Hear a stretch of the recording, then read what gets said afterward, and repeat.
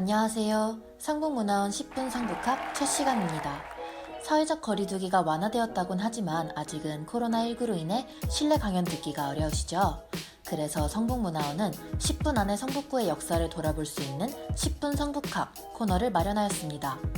오늘을 포함하여 4편을 시범적으로 제작할 예정입니다. 반응이 좋으면 계속 만들 예정이니 앞으로 잘 부탁드립니다. 그럼 먼저 성북구 이름의 유래를 알아볼까요? 성북구의 구명은 성의 북쪽이란 뜻입니다. 여기서의 성은 서울의 한양 도성을 의미하는데요. 그러니까 성북구는 성북동이라는 동명이 구의 이름이 된 것입니다. 매우 드문 사례라고 할 수 있어요. 그리고 한양은 한강의 북쪽이란 의미입니다. 강의 북쪽을 옛날에는 양이라고 했습니다. 한양을 중심으로 사방 십리를 성저십리라고 하고 모두 한 성부에서 관할했습니다. 그럼 성북동이 현재의 성북구에서 가장 오래된 동네일까요? 그것은 또 아닙니다. 성북구에서 가장 먼저 언급되는 이름은 바로 안암동입니다. 조선 왕조실록에는 태조 이성계가 자신의 부인인 신덕왕후 강씨의 등을 조성하기 위해 여러 곳을 돌아다니는 이야기가 나오는데요. 안암동은 바로 그때 등장합니다. 한양은 고려시대의 남경이기도 했는데 안암동은 개성에서 남경으로 오는 교통로였습니다. 종암동도 일찍부터 나오는데 같은 이유였습니다. 이러한 이유로 인해 성북구에는 고려시대부터 이어져 오는 사찰과 문화유산들이 많습니다. 대표적인 것이 안암동에 있는 보타사의 마의불입니다. 마의불은 큰 바위의 한 면을 다듬어 만든 불상을 말합니다. 가장 유명한 것은 서산 마의 삼존불이죠. 정릉에 있는 경국사, 미타사, 보문사 등도 모두 고려시대에 만들어진 사찰입니다. 서울에 고려시대 유적이 많지 않은 것을 고려하면 굉장한 일입니다. 성북구에 있는 조선시대의 대표적인 문화유산은 세계문화유산인 조선왕릉의 두 기입니다. 바로 정릉과 을릉입니다. 정릉은 태조의 두 번째 부인 신덕왕후 강씨의 능입니다. 원래 현재 정동에 있었는데 태종 이방원이 현재의 위치로 옮겼습니다. 정동에 있던 정릉의 모습은 청계천 광통교 밑에서 찾아볼 수 있습니다. 을릉은 경종과 선의왕후 어씨의 능입니다.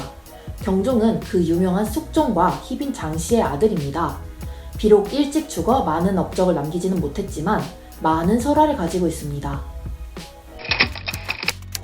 성북동에 사람이 살기 시작한 것은 경종의 이복 동생 영조 때의 일입니다. 경종을 독살했다는 의심을 받았던 영조는 끊임없이 반정 음모에 시달렸습니다. 도성의 안보를 지키기 위해 당시까지 사람이 살지 않던 성북동에 사람을 살게 해야 했습니다.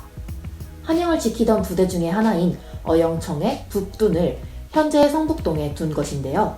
그러면서 포백훈조계, 즉 매주를 빚고 마전을 하여 국가에 납품할 수 있게 하는 조직을 만들게 하였습니다. 그때부터 성북동에 사람이 살기 시작했습니다. 성북구는 경치가 좋았고 그래서 별장도 많았습니다. 장위동에는 정조시대의 명재상인 번암 채제공의 별장이 있었습니다. 채제공은 이곳에서 새로운 정치를 구상했습니다. 고종의 총애를 받던 내시인 황운명의 별장은 훗날 고종의 아들인 의친왕이 이어받습니다. 이곳이 최근 말도 많고 탈도 많은 성락원입니다. 을사늑약이 체결되자 마지막으로 우리 대함제국 2000만 동포에게 고함이라는 유서를 남기고 자결한 충정공 민영왕의 별장인 은벽정은 성북동에 있었습니다. 조선시대의 유적으로는 장위동에 있는 장위동 김진흥 가옥도 빼놓을 수 없습니다. 조선시대의 마지막 공주는 순조의 딸 덕온공주인데요. 덕온공주가 죽자 그의 남편, 즉 왕의 사위, 부마라고 불리던 윤희선이 덕온공주의 묘 옆에 집을 짓고 살던 곳이 바로 이곳입니다. 덕온공주의 묘는 지금 남아있진 않지만 장위동에 있었던 것이 확실합니다. 이후에는 양자로 들인 윤용구 대감이 대를 이어 이곳에 살았습니다. 일제강점기로 접어들면서 성북구도 큰 변화를 맞게 됩니다. 가장 큰 변화를 가져온 것은 1937년부터 시작되었던 토지 구획 정리 사업입니다. 정확하진 않아도 쉽게 설명하자면 일종의 뉴타운 사업이라고 볼 수 있겠는데요. 이 사업의 내용은 성북동, 도남동, 동선동, 삼선동 일대에 택지를 개발하여 사람들에게 판매하는 것입니다. 인기가 많았는지 분양도 빨리 되었다고 합니다. 원래 해화 로터리까지만 운행했던 전차도 1941년에는 현재의 성신여대역까지 연장되었습니다. 교통이 좋은 것이 꼭 좋지만은 않았습니다. 공동묘지가 생긴 것인데요. 바로 미아리 공동묘지입니다. 1912년부터 조성되었던 미아리 공동묘지는 1937년에는 6만 9천 평, 총 16,000여 기의 무덤이 있을 만큼 커졌습니다. 그래서 죽은 자들의 수도라고 불리기도 했다고 하네요. 시인 이육사와 이상, 단성사를 경영했던 박승필 등 유명 인사도 이곳에 많이 묻혔습니다. 미아리 공동묘지는 1958년 묘지들을 도시 외곽으로 이전하며 사라지게 됩니다. 사대문하고 가까웠던 교통의 편의 때문에 많은 사람들이 성북구로 몰려들었습니다. 그 중에는 예술인들도 많았는데요. 이 중에서는 가장 먼저 문학인들부터 살펴보도록 하겠습니다. 1933년에는 만해 한용운 선생님께서 성북동에 이사를 왔고 그 다음 해에는 근원 김용준이 성북동으로 이사를 왔습니다. 박태원과 정지용 문임도 성북구 지역과 인연이 있습니다. 해방 이후에도 문학인들이 계속 살았는데요. 조지훈, 박경리, 박완서, 김내성, 신동엽, 염상섭 등 이름만 들어도 쟁쟁한 문인들이 모두 성북구와 인연이 있습니다. 성북구에는 미술가들도 많이 살았습니다. 요새 가장 핫한 미술가 가운데 한 명인 수화 김한기는 김용준의 집 노시산방을 이어받아 살며 사람들과 교류했습니다. 아직 미대가 없던 시절 이쾌대는 성북회화연구소를 도남동에 만들어 후학을 양성했습니다. 권진규는 동선동에 작업실을 만들어 운영했습니다. 이 밖에도 김기창과 박래연, 이중섭, 한묵 등 많은 미술가들이 성북구에 자리를 잡았습니다. 성북구에는 음악가들도 많이 살았습니다. 대표적인 인물은 최동선입니다. 벌교 출신의 최동선은 일본과 독일에서 유학을 하고 조선으로 돌아와 성북동에 자리를 잡았습니다. 최동선은 한국의 전통 음악을 서양의 악보에 옮겨서 보존하려 했습니다. 그는 한국전쟁 당시 부산으로 피난 갔다가 사망하였고 그의 집도 최근 안타깝게 파괴되었습니다. 세계적 명성을 가졌지만 분단의 상처를 그대로 안고 살아갔던 작곡가 윤희상의 집도 성북동에 있었습니다. 그 밖에도 금수연, 김대연 등도 모두 성북구에 거주했던 음악가입니다. 성북구의 예술가들은 각자의 영역에서도 활동했지만 서로 활발히 교류도 했습니다. 일제강점기에 나온 잡지, 문장을 보면 표지는 미술가인 김용준, 김한기 등이 장정을 했고 안의 내용들은 이태준, 정지용 등이 분야에 맞게 사람들을 추천했습니다. 소위 청록파라고 불리는 조지훈, 박두진, 박목월 등은 모두 정지용의 추천으로 등단한 사람들입니다. 고려대학교의 교과는 조지훈 작사의 윤희상 작곡으로 되어 있는데 이것은 둘이 바로 성북천을 마주하고 살았기에 가능했을 것입니다. 현대사의 수많은 고비고비에도 성북구가 있었습니다.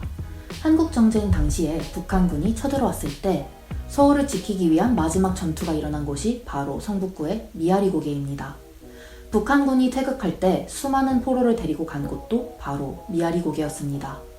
그 유명한 단장의 미아리 고개라는 노래는 바로 한국전쟁 당시의 아픔을 담은 것입니다. 역사학자 김성칠은 한국전쟁 당시의 경험을 역사 앞에서라는 책에 담았습니다. 성북구는 4.19 혁명의 중심지이기도 했습니다. 고려대학교 학생들이 4월 18일 일으켰던 시위는 정치 깡패들에 의해 진압되었는데 그것이 사람들에게 알려지면서 4.19 혁명의 직접적인 도화선이 되었습니다. 경동고등학교, 한성여중 등 성북구 소재의 중고등학생들도 많이 참여했습니다. 대표적인 인물이 당시 한성여중 2학년 진영숙 학생입니다. 그 어리던 진영숙은 어머니에게 혹시나 몰라서 유서를 남기고 나갔는데 불행하게도 경찰이 발포한 총에 맞아 숨을 거두고 맙니다. 4월 혁명은 당시 성북구에 살던 문인들에게도 많은 영향을 주었습니다. 성북동에 살면서 고려대학교의 교수였던 시인 조지훈은 당시의 충격을 니들 마음 우리가 안다. 어느 스승의 뉘우침에서 라는 시로 썼습니다. 동선동에 살던 신동엽은 그날 시위를 보고 껍데기는 가라를 집필했습니다. 둘 모두 4.19 혁명하면 가장 먼저 떠오르는 시들 가운데 하나입니다. 당시 성북구의 4월이 얼마나 혁명의 열기로 뜨거웠는지를 보여줍니다. 성북구에는 군사 독재의 아픔이 남아있기도 합니다. 바로 석관동에 있던 중앙정보부입니다. 5.16 쿠데타 직후 바로 만들어진 중앙정보부는 군사독재의 핵심 조직이었습니다. 보통은 남산에 있는 중앙정보부가 더 유명하긴 했지만 석관동이 그 본청이었습니다. 남북 최초의 합의서인 7.4 남북 공동선언이 발표된 곳이 지금도 남아있는 석관동의 중앙정보부 강당인 것은 우연이 아닙니다. 중앙정보부는 뒤에 국가안전기획부로 바뀌었고 지금은 국가정보원이라는 이름으로 남아있습니다. 현재의 중앙정보부 자리는 한국예술종합학교가 사용하고 있습니다. 도시개발하면 떠오르는 대표적인 시는 김광섭 시인의 성북동 비둘기입니다. 김광섭 시인은 개발로 비둘기들의 번지가 사라지는 모습을 그렸습니다. 사람이 살기 위해 동물들이 살 자리를 대신 잃어가는 모습은 지금도 이어지고 있죠. 그래서 시인의 시는 지금까지 생명력을 갖고 있는지도 모릅니다. 사실은 굉장히 오래 강의할 내용인데 너무 짧은 시간 동안 많은 이야기를 담았습니다. 정신없으셨죠? 그래도 이 영상을 보시면 성북구의 역사를 대강이나마 아실 수 있을 거라고 생각합니다. 다음 시간에는 성북구의 독립운동가들이라는 주제로 찾아뵙겠습니다. 다음 시간에 또 뵙겠습니다.